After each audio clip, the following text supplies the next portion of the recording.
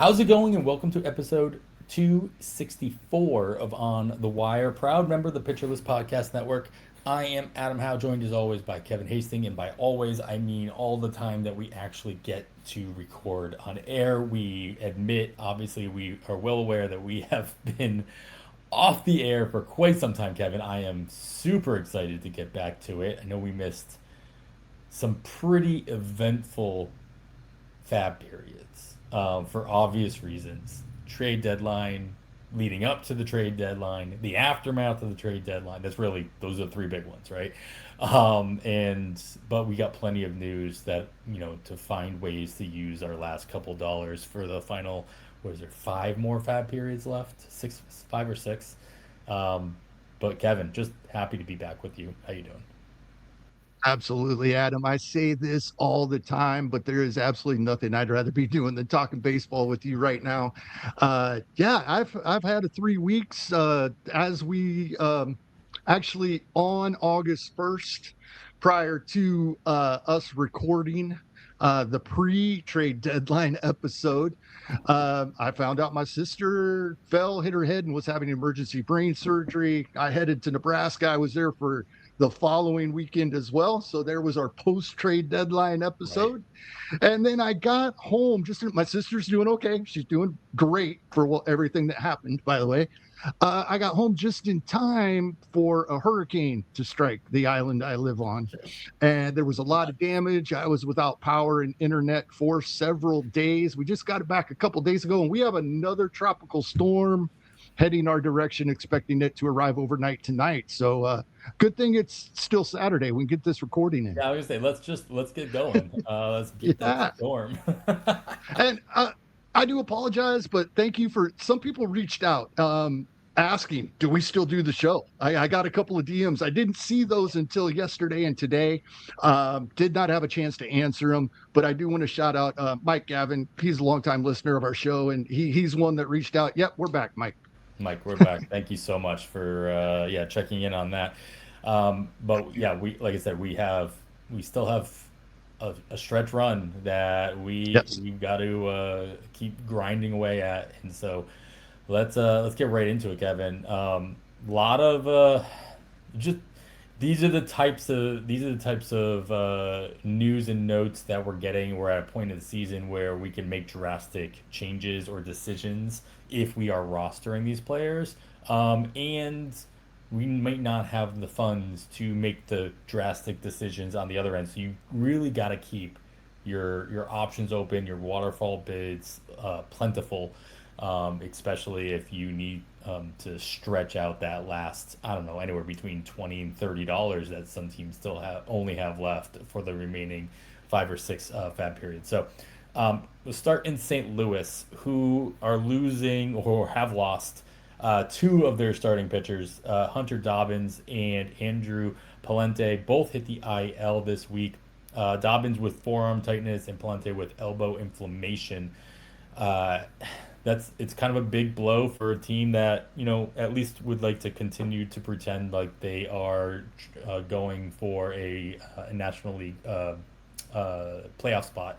But what kind of additions has St. Louis been making in order for us to consider?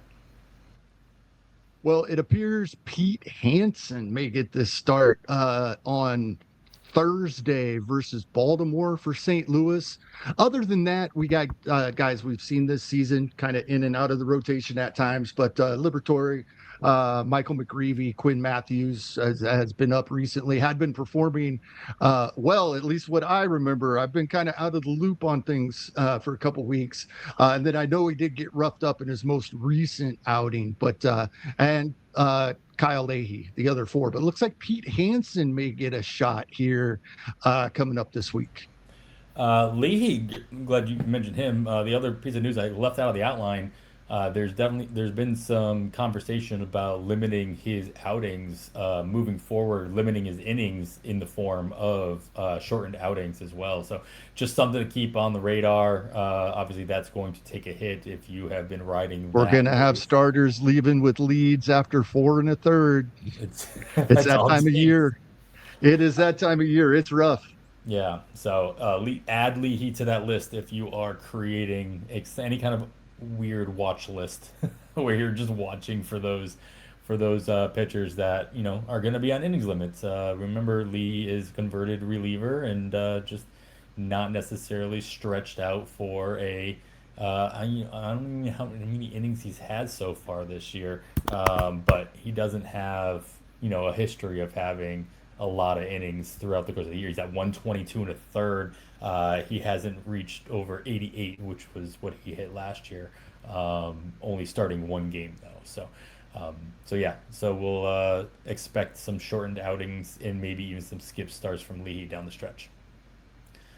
Uh, in New York, couple of injuries to consider. First and foremost, they did get Carlos Rodon back over the earlier in the week or over the weekend. He's already made a couple starts, but then Max Fried went on the IL. Basically, it's a corresponding move. Now we're worried about Ryan Weathers, who's reporting forearm discomfort. Any insights into the situation with the Yankees rotation before we move into their lineup concerns? Hopefully we get Max Fried back. This is tough to put him in a starting lineup. We're hoping to get him back next Sunday after a bullpen today. So if there's good news out of this bullpen today, maybe we can comfortably get him in. And especially with this Ryan Weathers news, because the Yankees and Red Sox play a doubleheader next weekend. Uh, as of right now, Elmer Rodriguez and Carlos Rodon are set to pitch that doubleheader for the Yankees, with Ryan Weathers pitching the day before Friday. If they have to use one of those guys on Friday, I would expect them to either a bullpen game, bring someone up on Saturday, and we would still see Fried on Sunday if he is indeed ready to go. But definitely keep track of this over the weekend. There could be more news on this. Yeah, a lot of speculation that when Freed came back in, Will Warren might be the odd man out of that rotation. I don't know that anybody's the odd man out just based on health Yeah, concerns. Like if Weathers is okay, I still think they try to stretch this out to a six-man rotation for the remainder of the season just to give everybody a little bit of breathing room. Do you have any if you're obviously you're not nothing you can do if you're rostering Cole or Schlittler or even Rodon at this point. But are you concerned if you are? no, not until something happens. It's just they need at Right. least six starters this coming week, maybe even a Sure. seventh. And it, as horrible as this sounds, it's doubtful that all six or seven of them make it out of it healthy. That's So I am not concerned at this point with the heavy workload that their starters have coming up. mhm. But for that reason, Fair enough. Of course, they've had Elmer Rodriguez come up and down for a couple times this season as well. His heel is also, in the wings, so they could make some spot starts and fill in the gaps, like you said, if they need a seventh starter, especially for this coming week with the doubleheader. In the lineup for the Yankees, they do lose Ryan McMahon. He hits the IL with a left thumb sprain. Max Schumann was recalled. It does seem as though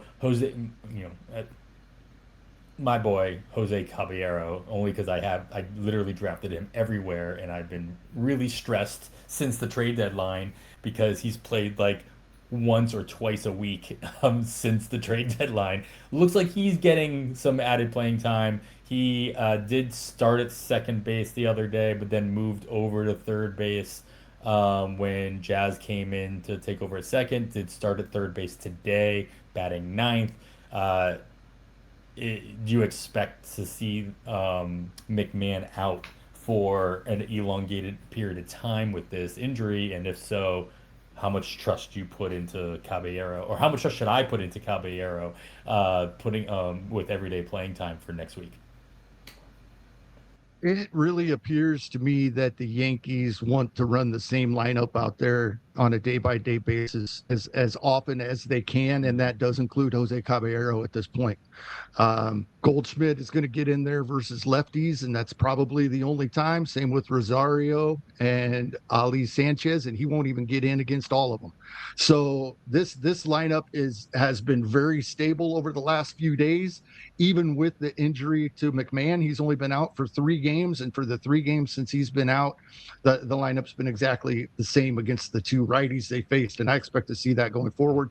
They do face 3 lefties next weekend against Boston, and everybody facing Boston is going to face some lefties.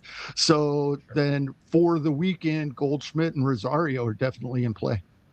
Fair. And then, not that anybody was, counting on this anyway, but Giancarlo Stanton did have a setback in his Mhm. rehabilitation. Don't expect to see him back, maybe even at all the rest of at least the rest of the regular season. Still cross. Are you still crossing your fingers that Aaron Judge comes back with enough time to actually make an impact on any of your fantasy teams? Or do you have Judge anywhere? I have Judge on a dynasty daily lineups head-to-head league, so I could really use him. Yeah, But yeah, I don't foresee it happening. you might get him in time for playoffs. Maybe. Or you just got to get deep into the playoffs before that he can become useful, probably.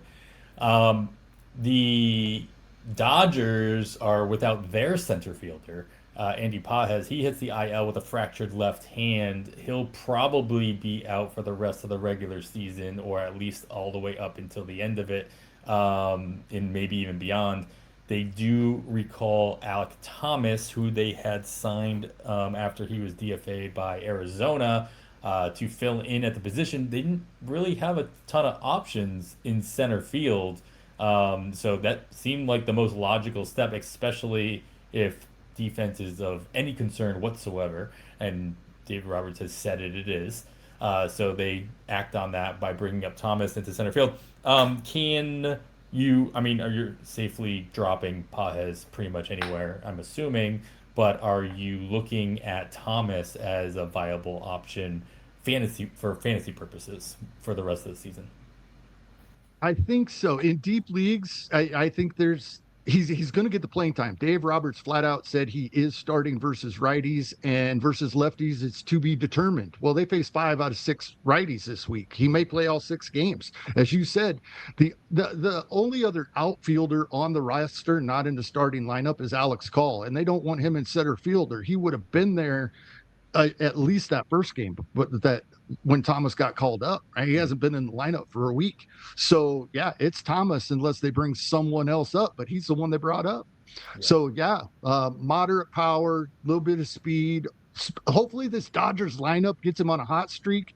He's shown his streaks from time to time. I think in my mind he's shown to be a 4A hitter. I hate saying that about guys, but that's kind of what he's been. We get excited in little streaks. Maybe getting regular playing time in this Dodgers lineup will get some of what we thought he was going to be a few years ago.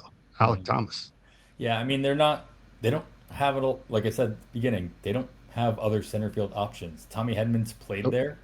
He's only started in center field once this season. But not that they need to move him. They did bring up oh man, who they bring up? They just brought up. Oh no, they could bring up bring Kim back up to fill that second base spot if that was the case. Obviously, they didn't do that. They Mhm. brought up Alec Thomas. That was the right move. And if he's gonna get that volume, it's one of those things where you have to be interested in somebody, even if they're in the bottom third of the lineup.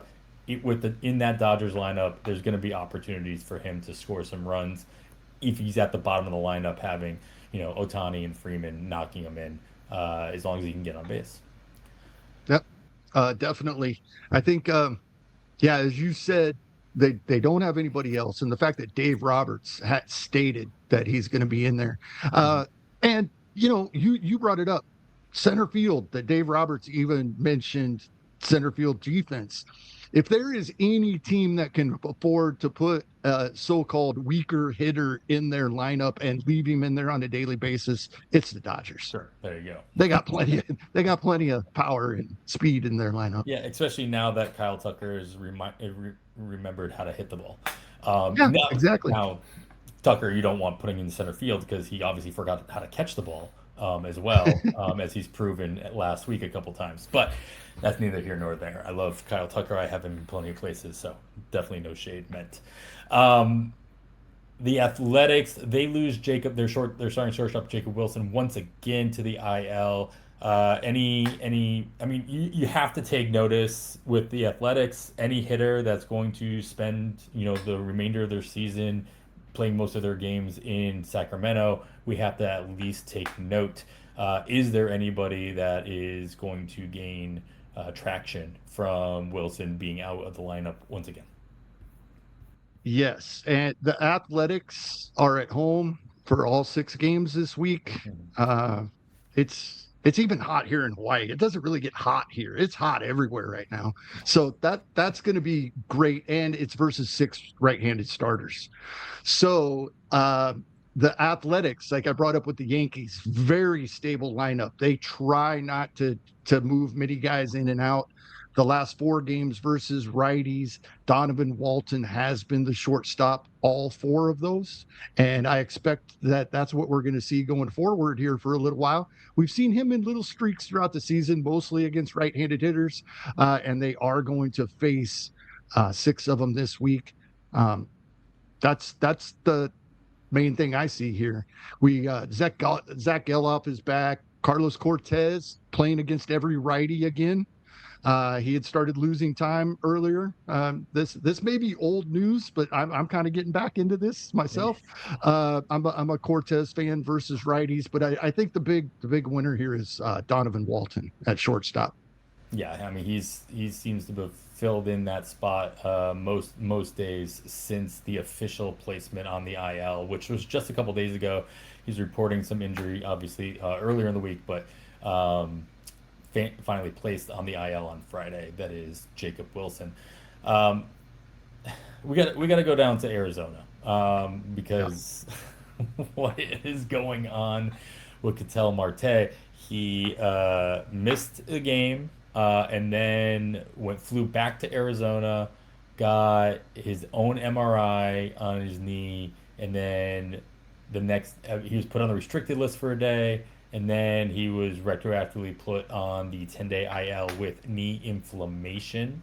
Uh, Lavolo said that he expects him to be a minimal stay and have Marte back in, but with all of the background noise that is with whatever's going on between the Diamondbacks and Ketel Marte, uh, do you expect to see Marte back with the Diamondbacks before the end of the season? Probably. Uh, with the manager still saying it's a minimal stay, I think they figure out whatever's going on there. But it's almost another week. I mean, he could come back late next week or towards the weekend with it being retroactive. Hmm. So that might cut into a little bit of the playing time that Vargas is getting now playing second base with Marte out. He wasn't quite an everyday player and has been for the past 5 games. And Waldschmidt has not been sitting as he will once in a while versus righty. I guess they've only faced one since Marte been out, but mostly Vargas, I think, is a little bump in playing time. He was playing approximately 50% of the games coming into this, and now is the everyday second baseman.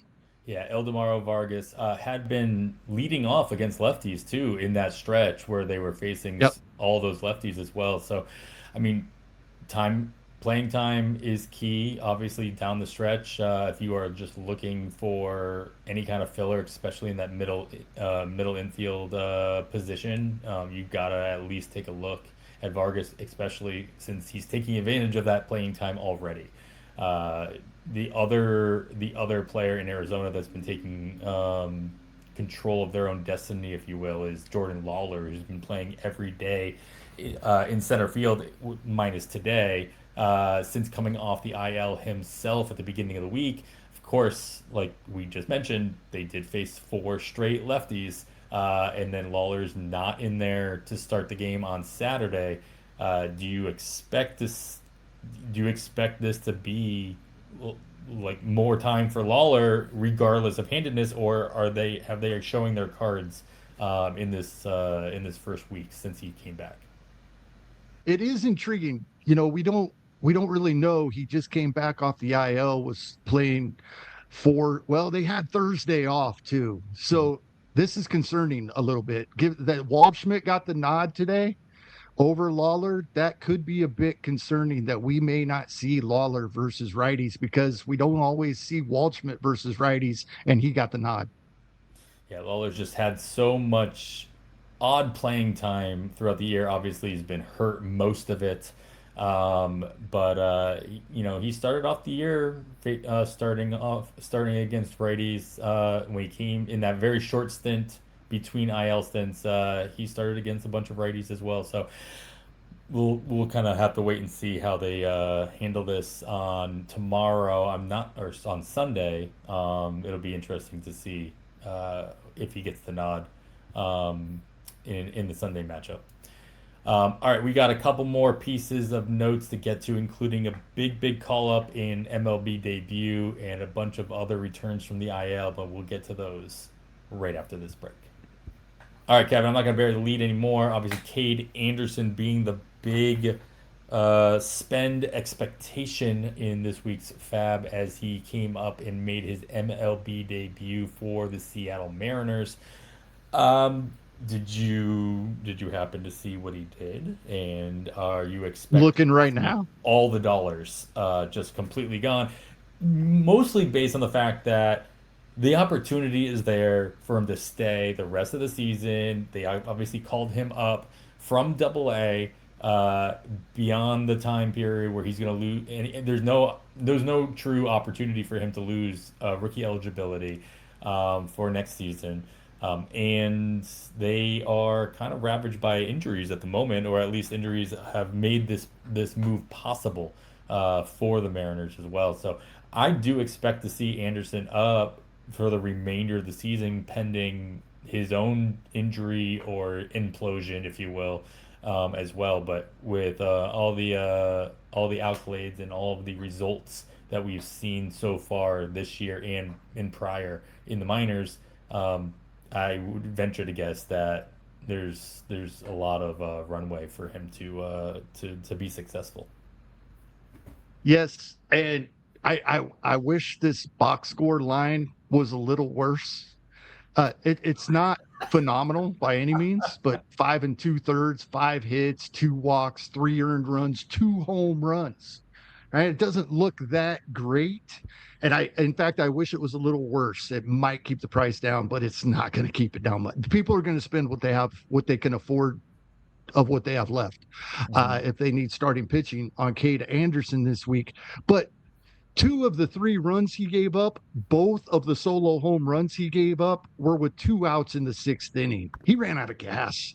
So I don't hold that in. If this was 5 2/3, 1 earned run with 5 Ks, we'd be a lot more excited. And we're already excited. So don't look at the box score. Don't don't think that's going to hold the price down. I don't think it would have anyway, but especially if people are realizing 2 of these 3 runs were at the very end of the outing with 2 outs in the 6th inning. He gave up 2 solo shots to Bregman and Michael Bush, a couple of guys with power anyway. So, yeah, I think this was a great outing for Anderson. Yeah, I'm just trying to pull up if anybody out there has PL Pro. You might have seen the update to the Pro dashboard where Nick Pollock added his own pitcher dashboard to the Pro dashboard, where you can see not only real time updates on today's games, but also looking ahead at the next couple days and what have you. So I will be pulling that up in a little bit just to see if we can get some insights from the player card, which would be really nice. But that is taking a minute to load up. So I'm going to move on from there. We'll come back to that later, maybe when we get to the wins and wins and strikeouts section of the recommendations. Um, Baltimore got back their catcher, their now number one catcher. Samuel Basallo comes back from the IL. He returned earlier this week. He hadn't started at catcher though. I don't know if that has changed today. I didn't look at the lineup for today, but um, as I pulled No, that, they faced a lefty today, so he doesn't play. so he didn't play at And they all. face four this upcoming week. So this is not a good week for Basallo fans. Yeah, he did start at catcher on Friday, but when he came back, Mhm. he started at first base, then he DH, then he played catcher, and he's, like you mentioned, sitting today as they face the lefty. But yeah, is that what you expect to see moving forward now that, Basallo seems to be the clear number one catcher for the Orioles, at least, moving forward into the future? Or is Carlos Narvaez just going to keep the majority of playing time behind the plate as Basallo works his way back? At least for this coming week, I expect to see at least those four starts for Narvaez versus lefties and maybe another one or two. He's been playing 5 or 6 days a week since coming over from Boston. Obviously, with Rutschman gone, that was part of it, and Basallo out. But Basallo, he's going to, I think they're going to continue to let him try to get more plate appearances out of him, as in every right-handed pitcher they face, Mm-hmm. by getting him in at DH and first base on occasion as well. So I think Narvaez, for those using him as a catcher too, I think the playing time is fairly safe still. Maybe a little bit of a hit, but not as much as you might think. Sure. But yeah, as long as we see that clear delineation of that strong side of the platoon, maybe I mean, he. they're still carrying Pozo as well, Mhm. who will get a spot start here and there versus a righty. So yeah, I think Basallo is still going to play some DH. Yeah, and then he'll get his even in that stretch where they face four lefties. I'm sure he'll get in as a pinch hitter once Oh, the real one absolutely. gets in as well.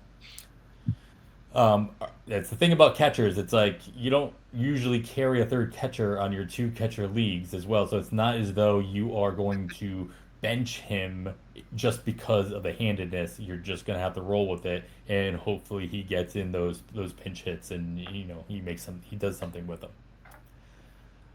The just kind of housekeeping, I guess. New York Mets announced that Jorge Polanco will have season-ending ankle surgery. So, if for whatever reason you have forgotten to drop Jorge Polanco, you can do so this week. Um, Maikel Garcia. This is probably where we're going to end here, Kevin. Just very disappointing. He hits the IL just days after returning from a hand injury. This time he is dealing with a hamstring injury as he was rounding third base the other day. Officially hits the IL and the 10-day IL. No, I could not find any news on the severity of it. But you speculated early in the season while he was still nursing back from his hand injury that the Royals may slow play it anyway due to where they are in the standings and just wanting to make sure we take care of them. Do you think we see Michael Garcia again in the 2026 season? Maybe a little bit right at the end of September just to get him back into some game action, but they're definitely not going to rush him. And that means we're going to continue to see Nick Lofton, and he will lead off versus lefties and be in the lineup versus righties at third base as well. A little bit of everything. I talk about him quite a bit. He's not spectacular in any category, but he can hit for a decent average. Little bit of pop, little bit of speed, contributes to the runs and RBI categories when he's in the lineup, which he is on an everyday basis right now. And with all the things that have gone wrong for the Royals this season over the past 2 or 3 weeks, maybe it's because I wasn't watching them play. They've been winning baseball games and scoring runs. And Bobby Witt Jr. is doing his thing. Salvador Perez with a bomb straightaway center today. He hasn't played catcher in over 2 weeks. Salvador, well, that's an exaggeration. August 12th. Mm-hmm. So it's been 10 days, 10 yeah. days since Salvador Perez has, and I expect that to continue. He's going to be the designated hitter. Once in a while, he'll play first base so Vinny can DH and give him a break. So Luke Malek is the second catcher there now, not playing much because Carter Jensen will catch 6 out of 7 days, as he has done over this most recent stretch. So, yeah, Nick Lofton is the beneficiary here, and that will continue to be once again, I guess, is the best way to play it. And in definitely in 15 team leagues, a guy to make sure you're not taking zeros. He can do a little bit of everything, but not a whole lot of anything. Yeah, and anybody who is worried about that comment about Salvador Perez not starting at catcher for over the last 10 days, don't worry, he's got plenty of starts at Oh catcher yeah, he's throughout the catcher year. eligible next year. He'll My keep. thought is if this continues into next season, maybe we see the batting average come. If he's just going to hit most days, Salvador Perez may be a sneaky value going into next season because he's not going to be drafted very highly amongst catchers for what we've seen this season. Yep. Next season, whenever that actually ends up starting, I believe is Salvi's walk year as well. Do you think that is his hang him up year as well? Do you think he gets another contract? I think it. I think it's up to him 100%. But I think he. I think. I think Venezuela winning the World Baseball Classic is going to help him walk away. That sounds very poetic. That just sounds like a good way to be like, yeah, that's cool. Love to see what he does in his final, well, what could be his final season, especially if he's, not needing to even think about being a starting catcher on a regular basis for your Royals in his walk year. We got one piece of housekeeping, I guess. We got a lot of closer talk to talk about. We're gonna save that for the end, but since we're talking about the Royals anyway, I gotta bring this up. Kansas City's going through some bullpen changes this week. They optioned Lucas Urseg finally earlier this week. Had a couple of saves throughout the week. Like you said, they're winning games. One of those saves came today, and it came from our boy Craig Kimbrell. He got the save on Saturday, marking the ninth team that he has recorded a save for. That ties him for the most all time. Goose Gossage, Octavio Dotel, and I just had it up here. There's one other reliever that has 9 teams that they've recorded a save for. So shout out to Kimbrel. Now maybe he can, hang him up in style, knowing that he's got at least that record going for him. Yeah, it's cool to see. I knew you were going to bring it up as soon as I saw he got the save today. But I think Steven Cruz is still probably who they prefer. Nate Pearson got the save on Friday with Cruz getting the hold. I think Cruz is who they prefer, but they may use him earlier depending on the situation. But yeah, they're spreading it around right now, and it's working. So I if I again next season. Steven Cruz probably the favorite going into next season unless we see Urseg figure things out over the offseason. But him out with injury now as well. So unless they bring somebody in, Cruz I think is the main guy rest of this season and going into next year. Yeah, I mean, of course. I'm talking about next year too much. I got to stop that. Yeah, right. Well, I mean, you're listening to everybody talk about the meatball draft that just happened Yes, recently. exactly. So drafts are happening already, so it's hard not to think about it. Sorry, draft is happening already. I can't make that plural quite yet. But like I said, we got a lot of other closers talk about. We'll save that for the saves category. So moving on, we will go right into our recommendation sections. But first, we are going to take another quick break. All right, Kevin, let's get right into it. We've got power that we need. We need our home runs. We need RBI. I think we're gonna. I think we need to also consider. Like I know we do this category by category, but like you really need to also consider your ratios in all of these situations as well as part of it, because that is we say this every year. and Tazola would shout this from the rooftops for years now as well. Uh, this is the ratios, your average OBP if you play in it, ERA, WHIP. Those are the only ones in which people can come back down to you, and not just that you have to go after them as well. Which also means you can also go down to the person below you. So as you're making these decisions, as you're chasing home run, you're chasing runs, stolen bases, whatever, you can't completely block out batting average as well. So just keep that in consideration. But Kevin, we need some home runs. We need some RBI. Who might you be looking for? Yeah, my first guy qualifies at catcher and first base, playing nearly every day for the Pittsburgh Pirates since Indy Rodriguez went away, and he is hitting for some power in Pittsburgh. 6 home runs in only 20 games. 288 average, as you said. Now that's not what he has typically hit. He has reached that in some small points in the minors, but for example, this season, 2026 at AAA and 276 plate appearances, he was hitting 228.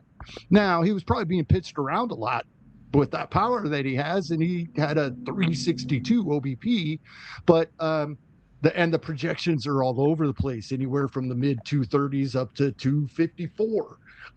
So don't expect the 288 to stay, but the power looks to be for real, and he's in the lineup nearly every day.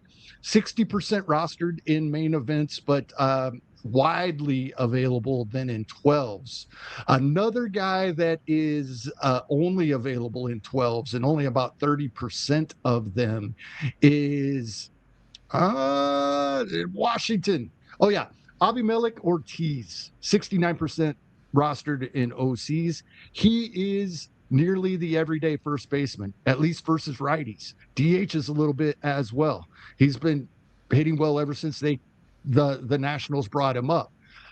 Versus for the guy that has more availability is his platoon partner, but also getting playing time versus righties now as well. Andre Chaparro, he's been up and down with the Nationals for a while. He's only 17% rostered in 15s and 2% in 12s, and he's getting playing time for the Nationals now as well.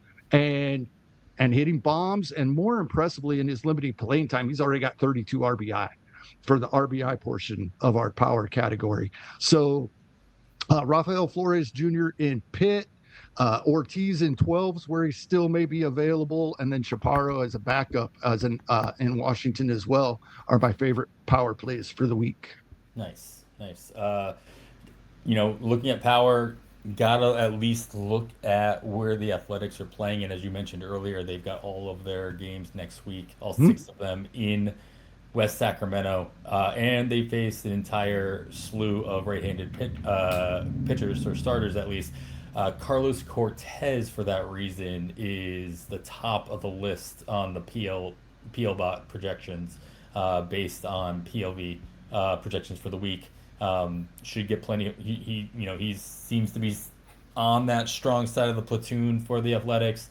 He's got some power. He hasn't been showing it that much recently, but having all six of those games in West Sacramento against an all right-handed starting lineup should at least And give he had him lost that. so much playing time. He's only 23% rostered in 15s. He's Exactly. widely available. Yep. 26 and hit even percentage, 26% available in the 12 teamers as well. So, if you're desperate for that outfield spot, a little bit of pop, or at least the opportunity to do so, Carlos Cortez could be Tommy somebody. White's getting a lot of playing time for them as well now. Yeah, with Kurtz is unclear whether or not we'll actually see Kurtz come back for the Yeah. Athletics by the end of the year. And if we do, it'll probably be within that last week. Just to actually, I think the last week of the season they might have some home games, so you fill those 10 seats in that stadium, because the minor league season will be over then, so they want to compete with that. Um, Now we need some speed, Kevin. Stolen bases, runs scored. Somebody who maybe has found themselves into the top of the lineup, who could be stealing some bases, whatever the case may be. Who you have your eye on? Well, a couple of guys that I like, playing time is still a concern, but they're getting it. I just don't know that we could count on it. Jorge Mateo is getting some starts versus righties as well as lefties now. They do start they do face a lefty starter each half of the upcoming week, and he's been getting about half of the playing time versus righties as well. They have a guy that can play defense. Finally have somebody that is unseating Taylor Walls as Tampa Bay shortstop while he's healthy. With Mateo taking some of those starts, about half of the starts versus righties. So that would mean Mateo gets 4 starts this week for a speed play. If they were playing 2 lefties each half of the week, we'd be all over that. So if we think he's going to get those starts versus a couple of righties as well, Mateo is definitely someone we could grab for speed. Tyler Tolbert, the Kansas City Royals, plays almost exclusively versus lefties, and they have 2 out of 3 over the weekend. So he's a weekend play only if you have players that opposite side of the platoon that you're going to lose for the weekend or not going to want to be in your lineup, thinking they're just going to get one game. Tyler Tolbert for Kansas City will be in there at least those 2 games, and probably pinch run in the third. Nice. Um, the name that stands out to me here on this list is Dane Myers in Cincinnati, playing almost Hotel every. Tommy Pham. It will not. Did you see that, Adam? No, I didn't, but I can only imagine. Um, yeah, very briefly. Uh, I saw screenshots because I'm not on X, but I saw screenshots. Tommy Pham went after Dane Myers, saying he was trying to boost his outs above average points by uh, making catches as a center fielder that he didn't necessarily have to make. And Ah, they've been going back and forth. Neither one of them is stopping. And they're paragraphs at a time. You got to check that out, Adam. It's a, yeah. and it's somebody in the comments made the perfect comment. I don't think Dane Myers is going to be invited to Tommy Pham's fantasy football No, league. no, no. Not this season. But yes, I love the Dane Myers play in Cincinnati. Yes. Yeah, playing almost every day at center field. Doesn't seem to be a platoon. Gets a couple days off here or there, but mostly out there every single day, doing a lot with it as of recent as well. It's got 8 stolen bases on the season in about a little less than 250 plate appearances or at bats, and so doesn't hurt that when you play your games, most of your games in Cincinnati. As well. So as Cincinnati actually is on the road all week, they'll be playing in San Francisco and in Wrigley. I mean, playing in Wrigley is not a bad place, especially in the summertime. San Francisco, whatever. We're talking about speed anyway. We're not talking about hitting the ball into the water. So like the Dane Myers pick there. Speaking of schedules and opportunity ahead of themselves, we have a very interesting week. We before we started recording, we had to look all this up, try to figure out what was going on Yeah, with it's San kind of crazy. Francisco and Arizona. But ultimately, there are 2 doubleheaders this week. Boston and New York have a doubleheader in the first half of the week. They have a 3-game first No, half. And, it's on the sorry, weekend. say that again. I think they're double headers over the weekend. Yeah, sorry. Yeah, over the weekend. Yes, and then San Francisco and Arizona also have a doubleheader over the weekend on Saturday, but they also get an off day on Sunday. We finally figured this out. It's because the Giants have to travel for a 1-day makeup game to Atlanta on Monday before they then travel to Pittsburgh for a series during the week. And so they didn't want to make them play 23 games straight and to have to travel twice in 2 days, or like overnight after playing. So they made Arizona play a doubleheader in San Francisco on Sunday. I'm sorry, on Saturday, and they will be off on Saturday, which still gives them the full week of games and in over the weekend. But in your daily moves league, something to consider that you're not going to have any Giants or Diamondbacks players in your Sunday lineup, especially important for those who are playing in head-to-head leagues, and that happens to be the last day of your regular season as you're trying to figure out if you're going to make the playoffs or not. but yeah, the all right, Boston, New York, they have a three-game first half and four on the weekend. So three in the first half and then four on the weekend. So they do have that off day in the week, but they have the doubleheader. And then Washington and Colorado also have seven games on the week. Nobody has five games, so everybody else has the six-game schedule. And Colorado and Cincinnati will be on the road all week long while the Athletics play in they host Minnesota and Baltimore in West Sacramento for their six games. That was a lot to take in. Hopefully, you guys did listen to that on two times speed and you took all that in well. But with all that in mind, Kevin, and everything else, who has a good opportunity ahead of themselves besides the players that we've already mentioned? Yeah, a couple of guys we mentioned, Nick Lofton leading off versus lefties and those guys. But there's Adam. I came back after not paying close attention to baseball for 2 to 3 weeks, and there's guys playing every day I've never heard of. Brock Roden or Rodden, um, in Toronto. Uh, or no, he's in Minnesota. I forget where he is, but I have Toronto's page pulled up at the moment. Charles McAdoo has been playing nearly every day, definitely versus lefties and versus most righties. Moderate power and a lot of speed in the minors. 16 home runs and 12 stolen bases at AAA this season in 385 plate appearances. Last season at AA, 494 plate appearances, the same 16 home runs, but 34 stolen bases. And he's just been up for 18 games, already a couple of home runs. And like I said, playing nearly every day. Toronto does place a couple of lefties this week. We'll see him then. And if he continues to face the righties, most righties as well, that's great. The strikeout rate, little concerning. We have seen it in the upper 20% in the minors.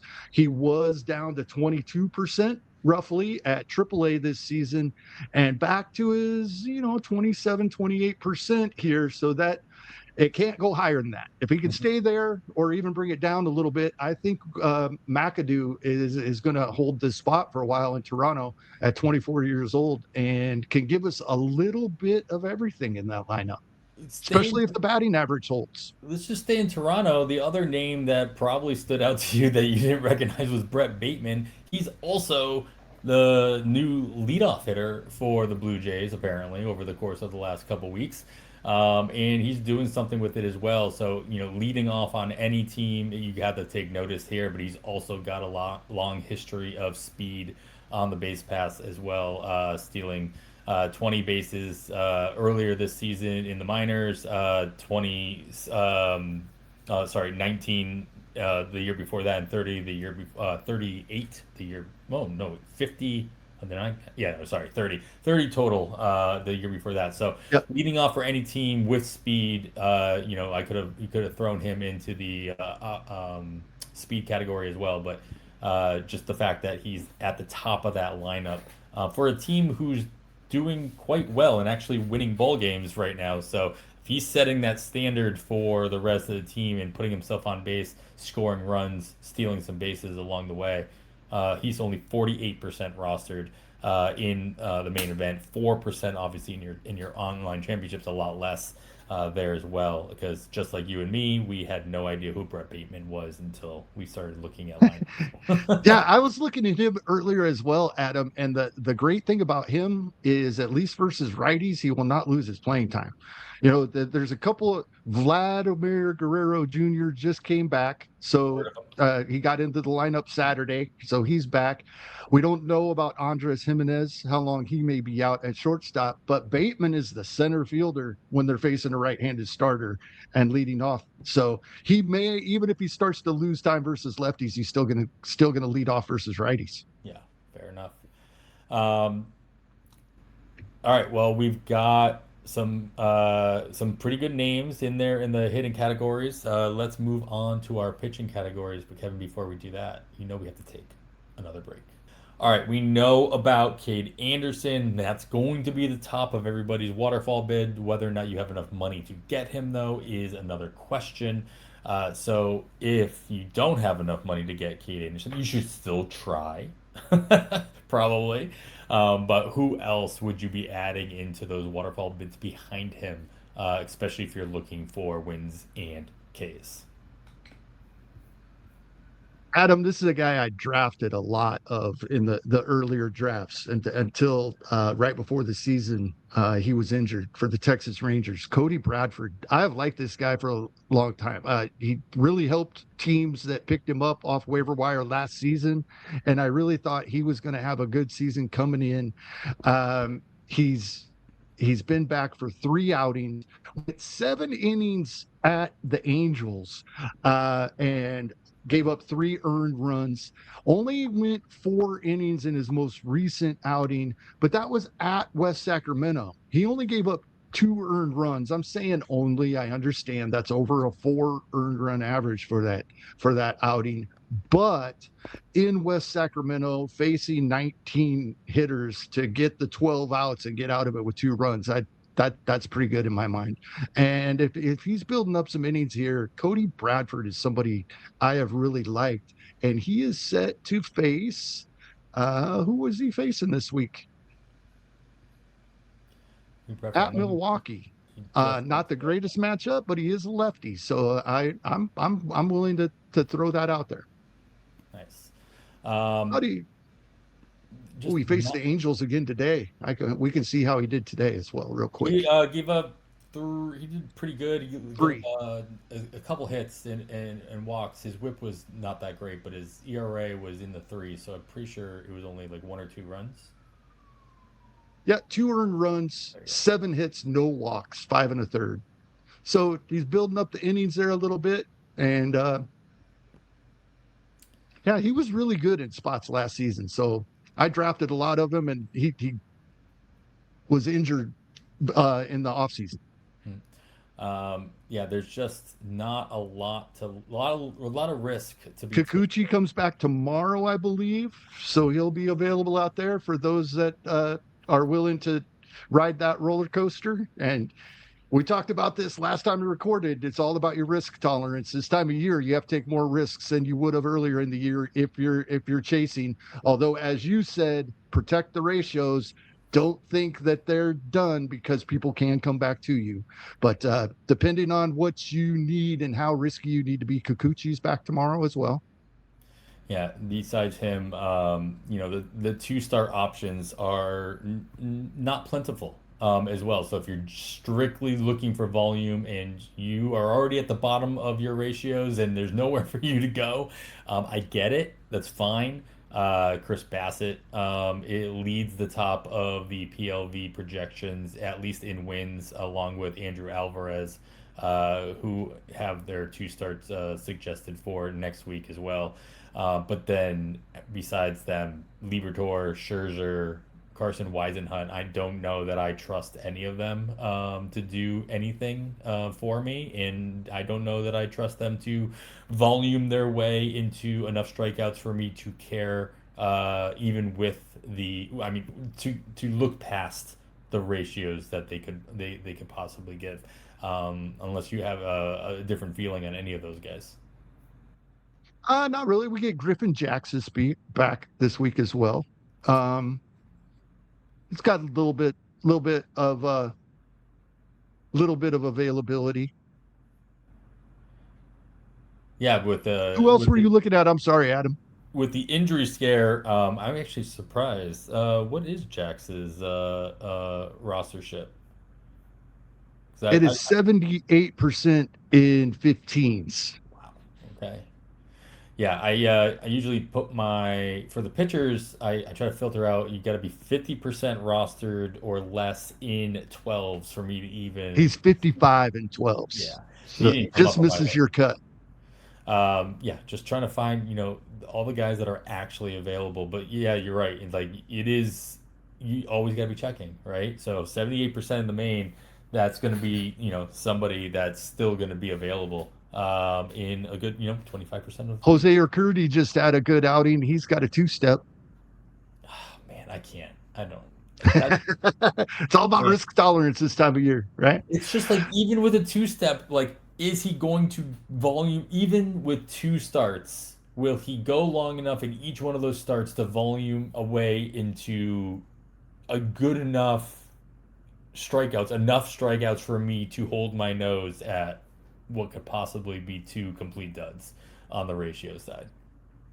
That's where that's it's a difficult line to cross, but obviously this is all of this is going to be team dependent. Where you are in your standings, if you're fighting for an overall, if you're where you what part of the standings you're looking at to go up in, whether it is hey I need to climb my overall, I need to win my league. I just need to get into this one category. I don't care about the other categories. There's so many variables that happen with every one of these decisions. You play in multiple leagues, you're making very different decisions in each one of those as well. So, yeah, just keep an eye on who's available and what you actually need, and just make sure that those waterfall bids are plentiful. But if you are focused on ratios, Kevin, we gotta keep an eye on them, right? And if we are focused on them, we're at a point we have been at a point already where it's like we're just trying to tread water. We're trying not to get blown up. And if you are going to take those extra risks in wins and strikeouts, you may need to balance it out with some ratio help in that same week. And it might just be 3 innings. It might be 3 outings by a reliever who doesn't give up any runs, gives up 2 hits in all three, keeping your whip manageable. Uh, who are you looking at this week, and who are you adding to that list? Well, one guy that scares me, and he's a starter and has a two step, but earlier in the year he wasn't going 5 innings, and when he does, it's barely. He goes five and a third. But Andrew Alvarez in Washington gets a two step this week, and his ERA is great, but his WHIP not so much. So this is a half of a ratio play, and he's actually going to get some innings with that two step. He has gone at least 4 innings in most starts, so we're looking at 8 to 10 innings probably between the two starts out of him. But this, you have to have a safe WHIP and just be looking for ERA help. But I really like that play.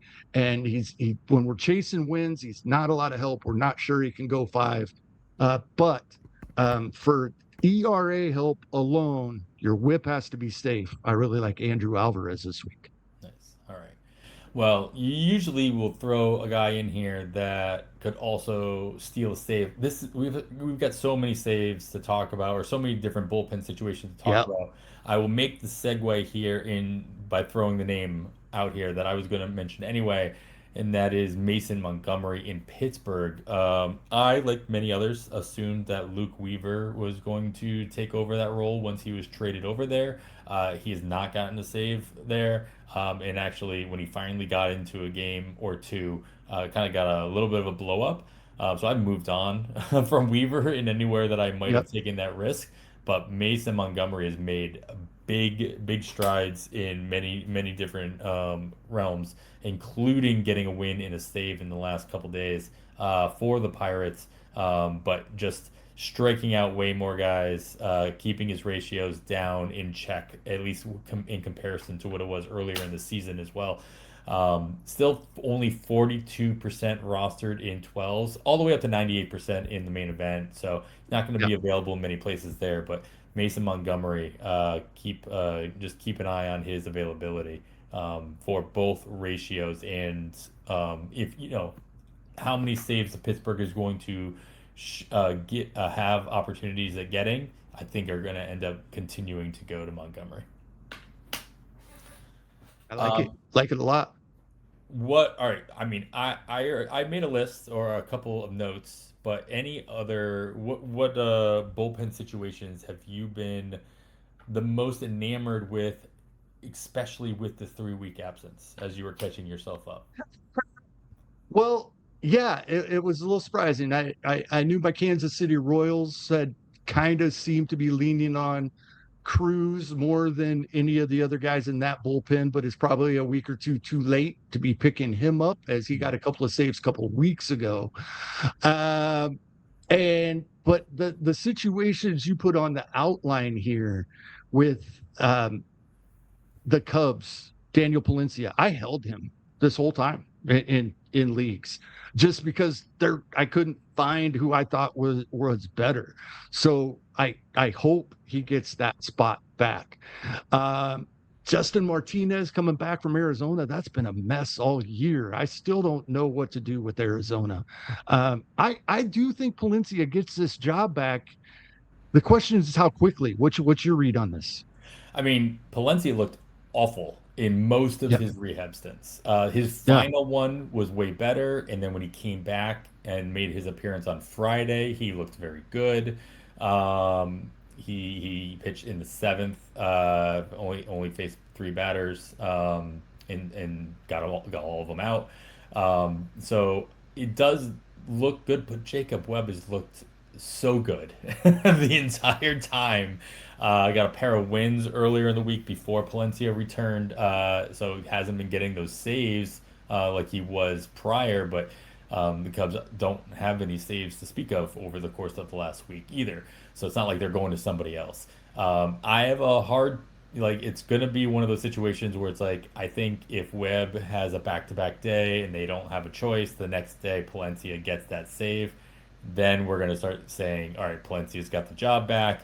But I really think it's gonna take that kind of a situation just to throw him in, or Webb falters, Palencia continues to roll. So yeah. yeah, I mean they're both. I think they're both very viable in holding on to and rostering because both of them are just on fire. Well, Webb is on fire and Palencia is at least showing that he can still do it. So if you held on to In him, I wouldn't Aaron drop him. Ashby's race for 20 wins, he has a save or two now and seems to be like their top setup guy all of a sudden.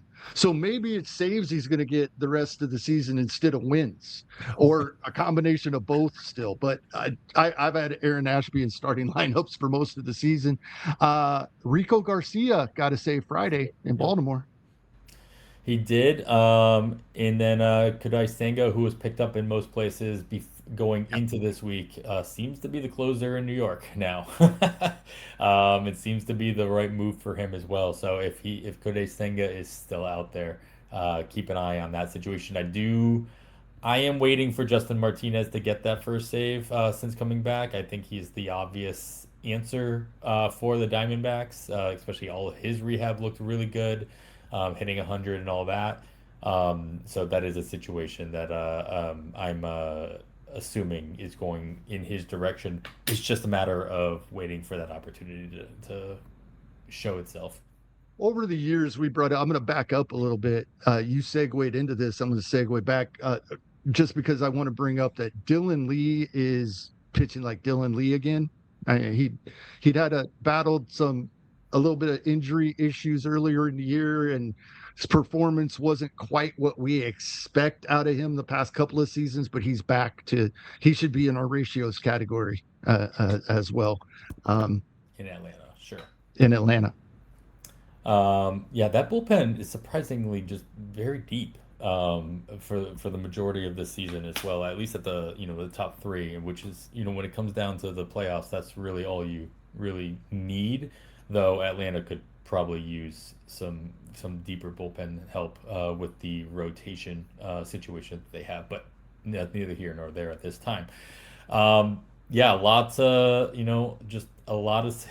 There were definitely these pockets in the season where we would talk about bullpen. We would really stretch to try to find something to talk like Yes. nothing's changing or this guy's cruising or this or that or that other thing, and it's like all of a sudden it wasn't the trade deadline that caused it. It was just like 2 weeks after 3 weeks after the trade deadline, all of a sudden you're like, oh, there's a lot going on in bullpens, and there are players available, and it's worth, especially if you are grasping at straws when it comes to saves, it is worth spending your minimal fab dollars on some relievers, not only to help your ratios, but also to again grasp at those straws for your saves. Well, Kevin, I won't even bother breaking again. I'm going to go right into that wild card because the wild card section means something completely different in the final 5 weeks of the season. Any kind of speculative ad that you can possibly think of making with only what, like, yeah, 5 weeks left. Hmm. I say, as it even something you even It's can even cross your mind at this point in the season. you have to have an incredibly healthy team at this point, right? You you probably already have your spec ads on your roster. They're on the IL and on your roster. Right. Is where I'm at this time of year. Unfortunately, yes, there will be a September call up or two here in about 11 days, 12 days. Uh, but we don't see as much of that as we used to, obviously. But there'll still be a couple. So how about I promise to be better prepared for this category next week, Adam? But man, it's just so hard to even come up with something at this point. Like you said, your Yeah, spec ads are already on your teams, or it's that's in general, that's the case. Yeah. yeah, yeah. And And it would be the closers we were questioning, it would really is. be the spec Yeah, ads, probably. Yeah. yeah, yep. Because Cruz, and if you don't grab Cruz for Kansas City, grab Nate Pearson. He got the most recent save. he did. Well, no, not the most No, recent. no. That was Craig Kimbrell. I would not add Craig Kimbrell, thinking he's going to get many more saves. But yeah, I think the closers we talked about and relievers are probably the spec ads I would make.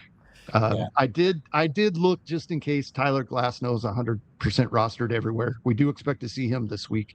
Um, it's NFBC and other leagues, depending on requirements, roster sizes. Just check. So Glassnow maybe back this week. yeah. I mean, you can't assume injuries are going to happen at this point. There's 5 weeks left in the season. You can't be like, oh, well, I'm going to pick up this guy because if so and so gets hurt, then he's going to walk into some extra playing time. No. There's the only opportunity for like random playing time is going to be Nueva Marte just got sent down for Cincinnati, Mhm. right? And so when we start seeing some of these random drop downs from players from teams, then obviously there's going to be some shuffling happening as well. So if there is a situation that you've been monitoring where there's a player that's just been doing terribly and they have options, that's still on the table, especially now that we're at past that point of no return when it comes to rookie eligibility. There could be some other names that do get a cup of coffee. Rosters do still expand those two extra roster spots in September as well. So we could start seeing some new names come up there. But obviously, if they haven't made their debut this season in the NFBC, you can't speculate on them quite yet. But you can start looking at the roster construction of those teams in those situations and make adjustments accordingly.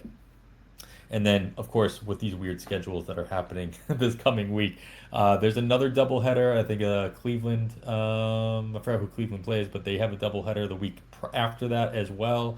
So there are at least that doubleheader. There might be one more before the end of the season as well. So obviously, keep an eye on the schedule and maximize as many at bats as possible.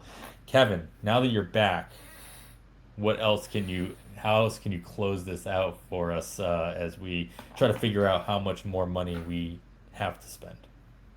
One more guy that's got some saves recently as well. That's not as rostered as I would have thought. He is 97% rostered in 15s, but only 60% in 12s. And Ben Joyce is getting the Yeah, saves in Anaheim.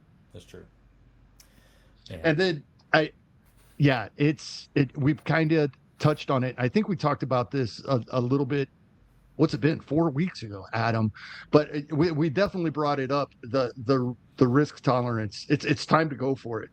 Uh, in my opinion, if you're battling and things are tight, you don't do anything crazy yet. But if you're trying to catch up, it's time to go for it.